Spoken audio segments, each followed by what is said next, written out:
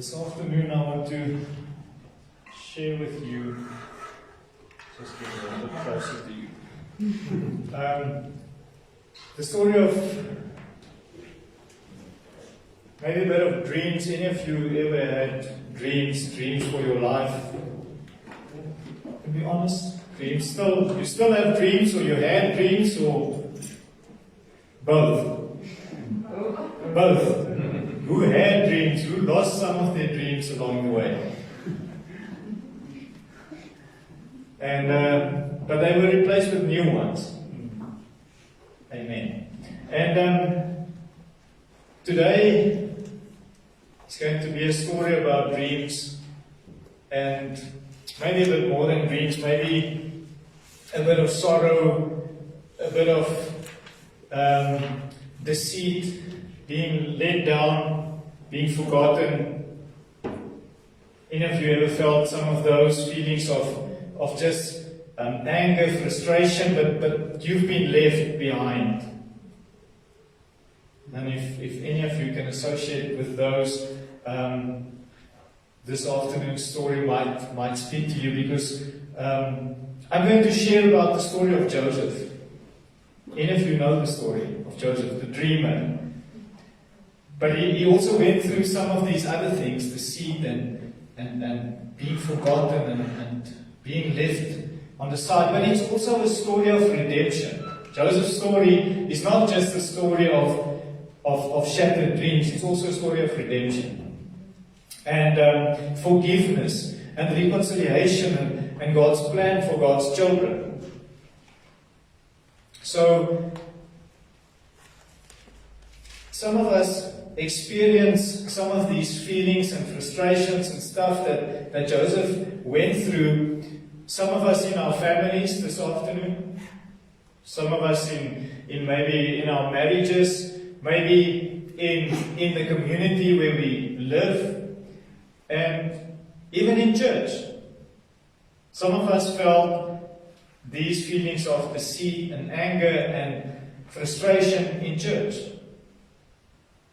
So, if any of these sounds familiar, let's listen to the story of Joshep. And you can read that in Genesis chapter 37 and on. I'm not going to read the whole story. I'm going to tell the story of Joshep and just highlight some of the things in the chapters. Now, Joshep, we meet as a young boy in chapter 37, and we meet him at the age about 17, where the story starts. And we read there that Joshep was the beloved son of Jacob. He loved him more than all of the other children. And Joshep had two dreams. You remember the two dreams. The one of the sheaves that his sheaf was standing and the other 11 was bowing down to him. And he told it to his brothers. Now you're already the one Daddy loves more than us. Now you tell us that we're going to bow the knee to you. And he had a second dream about the sun and the moon and 11 stars that came and did the same thing. And Joshep shared the second dream also with his father. And you can read that both his father and his brothers were like, "What are you saying? You are arrogant. You are spoiled and arrogant." So all of these things was breeding or brewing in the hearts of the brothers. And one day Jacob said, "Joshep, go to your brothers. They are tending the sheep. They were all shepherds. Go and see how they are." Now you will remember that when he got there, the brothers saw him coming because he had that amazing color coat. And they saw him coming and they thought, here's our chance. Not to say hello or hi or send a message. Here's our chance to kill him. So his brothers got to a place that this thing that started as their father loving Joshep more got to a place where they said, let's kill him. Can you imagine the place of rejection the brothers were in? They felt rejected to the point where they were willing to kill their own brother to get rid of this issue. Get rid of Joseph, then we can be our father's beloved sons. And then Judah, Reuben, the eldest, he said, no, let's rather put him in a pit. Let's not kill him. And Judah said, guys, while we're having lunch, and here's a caravan of camels coming by, let's sell him. Now remember what Judah did. I'll touch on it later again. You can read in chapter 37, verse 26. Judah had a plan. Judah said, let's sell our brother. Let's not kill him. And Joseph went as a slave to Egypt, sold by his brothers. And guys, one thing that struck me is they didn't have telephone, let alone WhatsApp. They didn't even have the post office. I think we cannot put ourselves in Joseph's position of going as a slave to a foreign country. He died that day because there was no contact, no way of him contacting any of his family, coming back, getting out. So Joseph went. And then we read the next part where there was a guy named Potiphar on the other side in Egypt, and he bought him as his slave. And he put him over his household. You all remember the story. And then Joseph didn't want to sleep with Potiphar's wife. And she lied. She gave a report that was all a lie that got Joseph into prison. And yet he was 17 plus some years in prison for something he didn't do. Something he refused to do. He was faithful all along. He was faithful to his dad that got him sold as a slave. Now he's faithful as a slave that got him in prison as a slave. It's not a great story this far. But in prison, there's some little hope. There's two other dreams in prison. You remember those two dreams? Not really. A little bit. Something about fat cows and thin cows. That's the next dream. We're getting there, Michelle. Sorry, I'll go a bit quicker and you can stay with me. But there was two other dreams just before that one.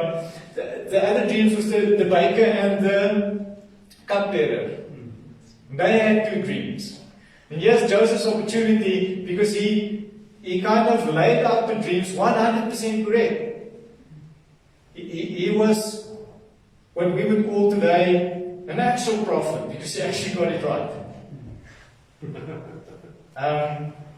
I'm not knocking any prophets, or the prophetic, but he got it right. And if the prophet gets it right, here's his reward. He stays in prison another 2 years. No one remembers him.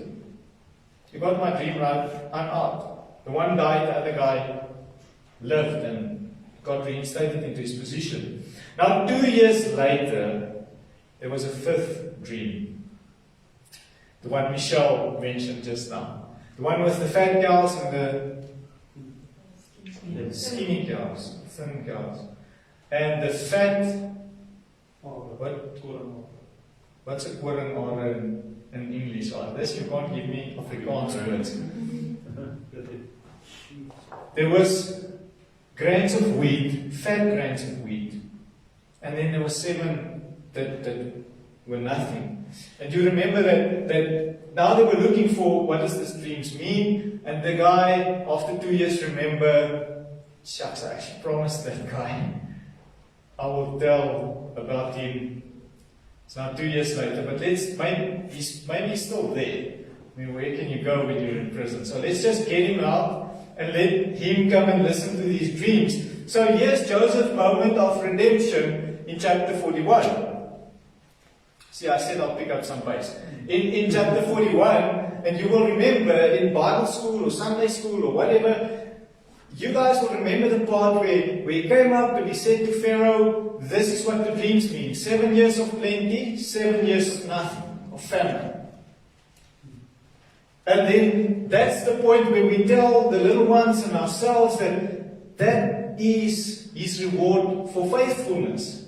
Joseph was faithful all along. Here he's recognized. And in chapter 41, he gets appointed as second in command of Egypt. He gets the signet ring of Pharaoh, which meant he had the authority of Pharaoh. Where he went with that ring, he could decree something. He could say, do this, and everyone did it. More than that, wherever he went in his chariot, people had to bow down before Joseph. So here's Joseph's moment of redemption. Not only does he get out of prison, he gets to be second in command of Egypt. The signet ring of a king. It's not just the king. Pharaoh was seen as God. He was a god. So he gets the authority of a human god, if you like. The people had to bow before him as he rode. And he got to marry the daughter of a priest in Egypt. Now did I get it right so far? You guys, that's kind of the reward moment. But can this be God's reward for Joseph? Second in command of a pagan country that to this day represent our season in sin. You are second in command of this country that will enslave my people. That's the reward. You see where we got it a little bit wrong. You carry the authority of a human God. There's a little bit more. You're married to a pagan wife who's not only pagan, her father, his father-in-law, is a priest of one of the main idols in Egypt. So Joseph, for his faithfulness, for his hanging in there, holding on to God's promises, we turn the story and say, yes, remember this, guys, God will reward you with this. But if we read carefully, we will realize that, can this be God's reward for Joseph? Surely it can't. A pagan country, a pagan wife, the authority of Pharaoh, who sees himself as God. But what did Joseph think of this? Because here's the answer. In Genesis chapter 44, 41 verse 50. Because the Bible gives us Joseph's thoughts on this. In Genesis chapter 41 verse 50, it says, and to Joseph were born 2 sons before the years of famine. And Joseph called the one son Manasseh, the firstborn, and the second son he called Ephraim. Any of you Hebrew experts? None, like me. So at first this meant nothing to me, and then one day I heard a guy, Vody Buckham, share on this, and Manasseh and Ephraim are Hebrew names. So here's the first time we see Joseph's reaction to his reward. He gives names to his 2 sons that are Hebrew names. And which is more, I think, guys, this is a big deal. Because you're living in a pagan country, you're married to a priest's wife. You can imagine the in-laws when he wanted to name them Hebrew names. And Joseph, the writer of Genesis, gives us this picture of Joseph remembering God. Remembering the dreams, remembering the stories he heard. His great-grandfather Abram had a story. The story was, I'm going to make you a nation. I'm going to give you a land, your own land. I'm going to make you my nation, my people. He can remember his grandfather Isaac told these things to him. His father Jacob told these to him. And in that moment, in Genesis chapter 41 verse 50, after he got all these rewards, we can see Joseph remembered something because he named his two sons. He gave them Hebrew names when he had to name them. And here's the meaning of the two names. Manasseh, the firstborn, it means, for God has made me forget all my toil and all my father's house. Now, before you think that's a negative thing, I do not think that he meant that he now wiped his family from his memory. That's not what it's saying. When he said, Manasseh, you're my firstborn. And whenever I call you, whenever I call Manasseh, I will remember that God made me forget all my toil, all my father's house. I forgave them. I forget what you did to me. Manasseh. Manasseh, whatever you did, it's gone. It's finished. Because I serve the living God. When he named his first son, Manasseh, that was what I think Joseph had in that moment. He realized there is a God. He is alive. He gave me 2 dreams. And I haven't seen them. I've seen dreams fulfilled in my lifetime, in prison. Here I am, as a result of a dream. But I haven't seen God's dreams He gave me as a little young boy. I haven't seen them. But I name you Manasseh because I remember what my brothers did to me. I remember my father's house. And yet it said exactly that. Ephraim. And Ephraim, the name Ephraim gives us an explanation how Joseph saw all these rewards Pharaoh gave him. Ephraim means, for God has caused me to be fruitful in the land of my affliction. The very picture of success I just painted, the Egyptian picture of success. Joseph, second in command, everyone bows the knee for him, married to his father-in-law, does their rituals every week or whenever they did it. And he said, all of those part of the land of my affliction. I'm afflicted, Lord. I want to serve you, but among pagans, no one even knows you, Lord.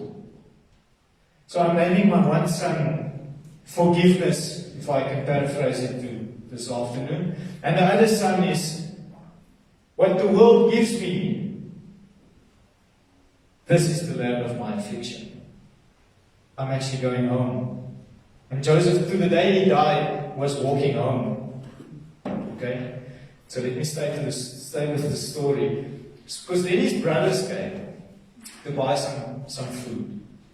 So David was very successful in Egypt, and everyone that came had to buy the food from Joseph. That's what Pharaoh said. So Joseph saw his brothers, and a strange thing happened. It's there about chapter 43, I think. 42, 43. And he put them in prison for 3 days. And then he kept Simeon, one of the brothers, and the rest he sent home.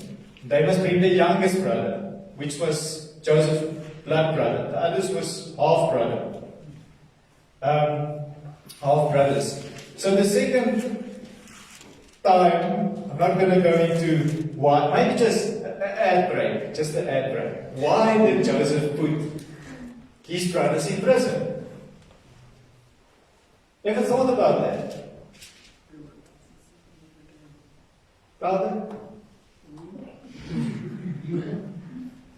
Hulle moet voel man. Hulle moet voel man. Yes, it could be that. But They sold him. they sold him. I think it's because he wanted to see them like every day for those 3 days. In prison. Yeah. But there's visiting hours in prison. You can't just see them every time in prison. Wow. But, We seek an intro. but maybe just to like laat hulle verstaan I need business. Okay. Maybe he still needed to figure out what he had to do and speak to God about it. Okay. I didn't plan this part, but it's going well so far. So far. It's going well. I think you're all right, but where did Joseph meet God? Like really meet Him? Like, this God is for real. In prison. So I was wondering, now I'm not a theologian, so probably if any watch this later, he'll take me on about my interpretation, because I can only read Afrikaans and English. I can't read the Hebrew language and the Greek and all that. But if I were to introduce you to Jesus, I would like to take you to the place where I met Him. Here's my brothers. Here's the same prison where I met Him. Let me put Him there. And when they are there, maybe they meet Him there. That was just the ad break. So but then, the second time, they came. And now Judah becomes part of the story again. But the second time, Benjamin came. And you remember that they hide the cup of Joseph in his bag. And then they went with the soldiers to catch the guy who stole second in command's cup. And here's Benjamin. First, the brothers said, obviously we didn't steal it, we're not thieves. So do with that guy, kill him or do with him what you want, till they find him in Benjamin's bag. Now they're backtracking on their own suggestion, and now they're going back to Joseph. And in Genesis chapter 44, we see Judah again. Because all along in the story of Joseph, you can go and read it at home, you will see Judah, the brother. In chapter 38, there's a whole chapter about Judah. In the story of Joseph, the one I'm telling you now, or was telling you, because it's always been about God's biggest story. It's not just about me. And in Joseph's day, it was not just about Joseph. There was the story, while Joseph's story was going on, there was the story of Judah. And before we get to the end of Benjamin, just Judah is the guy who sold Joseph that I mentioned. He's the brother who left the other brothers and said, I'm going on my own journey. And he also married a pagan wife. And he had 3 sons. The first 2, God killed. God killed his first 2 sons because they just displeased God. You can read it in chapter 38. And then Judah had twins with his daughter-in-law, with his son's wife. He didn't know about it. He thought she was a harlot. And Judah and Tamar, you can go and read that also in chapter 38. That Judah, the great-great-great-grandfather of Jesus. This is the Judah we get introduced to. This is the way Judah, the great-grandfather of our Redeemer, the one that must redeem us, the one that must intercede with us, that's his journey of deceit and walking away from God, choosing to walk away, choosing to sell his brother, selling out his brother. The total opposite of what Jesus did for us. So Judah's story is what it is, but yet Judah was God's chosen one. And you can read that later in Jacob's prophecy as he prayed and prophesied over each son. And today we talk about the Lion of Judah, and all along in Joseph's life was, yes, the salvation of Jacob and his brothers and all of that, because out of Judah, one of the brothers Joseph saved, through his story, Jesus will be born generations later. And to us today, that's the encouraging story, because in our story is interwoven into God's story. And it might not look like the plan is working out. It might not look like I'm getting my reward yet. It might not look like the tide's turning my way. The odds are always against me. But there is another story. Joseph, while your story was going on, God was busy with Judah's heart. And Judah, while you were coming to terms with what you had to deal with, I had Joseph to look out for you. And in chapter 44, this is maybe the best part of this story. In chapter 44, verse 32 to 34, we read the following. This is Judah speaking to Joseph, begging for the life of Benjamin. For your servant became surety for the lad to my father, saying, if I do not bring him back to you, then I shall bear the blame before my father forever. Judah made a promise. And that promise sent him on his destiny, sent him on his journey. Father, I promise you, if anything happens to Benjamin, you can have me. You can have my life. I will die in the place of Benjamin. And here's the redemption moment where he says to Joseph, I became surety. And in verse 33, now therefore please, let your servant remain instead of the lad as a slave to my Lord, and let the lad go up with his brothers. Sounds familiar? Sounds like what Jesus did for each one of us. Let Fanie go free, Father. Let me stay instead. Let each one of you who wants to accept Jesus go free. And Father, let me stay instead. I beg you. For how shall I go up to my father if the lad is not with me? And all through the ages, King David, who faced Goliath, up to Jesus, who faced Satan. And that was not the biggest thing he faced.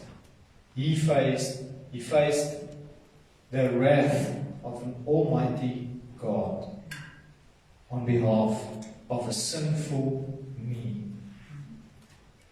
who stand here today at God's mercy. Yet Jesus said, like Judah, like his great-great-grandfather, please, let me die instead. Let me take the wrath upon me instead, and let the young lad go.